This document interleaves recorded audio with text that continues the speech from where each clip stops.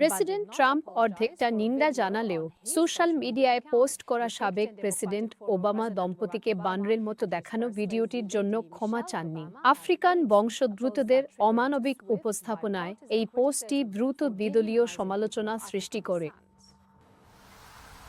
White house প্রথমে ওই বর্ণবাদী পোস্টটির পক্ষে সাফাই দিয়েছিল, পরে ১২ ঘণ্টা পর সেটি মুছে ফেলা হয়। বৃহস্পতিবার ট্রাম্পের ট্রুথ সোশ্যালে শেয়ার করা ১ মিনিটের ভিডিওটিতে ২০২০ সালের নির্বাচনে পরাজয় নিয়ে মিথ্যা দাবি করা হয়। ভিডিওর শেষে একটি এআই তৈরি ক্লিপে ওবামা দম্পতির মাথা বসানো কিছু বানো নাচছে। শুক্রবার রাতে ট্রাম্প জানান, তার হোয়াইট হাউস সহকারী পোস্ট করার আগে তিনি পুরো ভিডিওটি দেখেননি। আমি দেখেছি। আমি শুধু জর্জিয়া অঙ্গরাজ্যের ২০২০ সালের ভোট জালিয়াতি নিয়ে প্রথম অংশটা দেখেছি, কিন্তু আমি এখনো পুরোটা দেখিনি। আমার মনে হয় শেষে কোনো একটা ছবি ছিল যেটা মানুষ পছন্দ করেনি। আমিও সেটা পছন্দ করতাম না। একজন সাংবাদিক ট্রাম্পকে জিজ্ঞেস করলেন, অনেক রিপাবলিকান আপনাকে ওই পোস্টের জন্য ক্ষমা চাইতে বলছেন, আপনি কি সেটা করবেন? না। ভুল করিনি।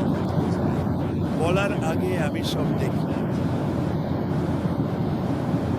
শুরুটা ঠিকই, ওদের পোস্টটা প্যারোডি। অনেকেই রিপোর্ট করেছে।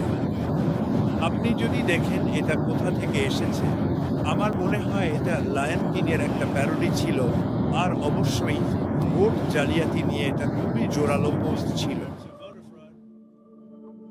দ্বিতীয় মেয়াদে ট্রাম্পের বর্ণবাদী বক্তব্যের ইতিহাস রয়েছে। তিনি দীর্ঘদিন ধরে ওবামা যুক্তরাষ্ট্রে জন্মাননি বলে মিথ্যা ষড়যন্ত্র তত্ত্ব প্রচার করেছেন, যিনি ২০০৯-২০১৭ পর্যন্ত প্রেসিডেন্ট ছিলেন। ওবামাদের নিয়ে ওই পোস্টটি উভয় পক্ষের সমালোচিত হয়, যার মধ্যে ছিলেন সাউথ ক্যারোলিনার রিপাবলিকান সিনেটর টিম স্কট, যিনি ট্রাম্পের মিত্র এবং কৃষ্ণাঙ্গ।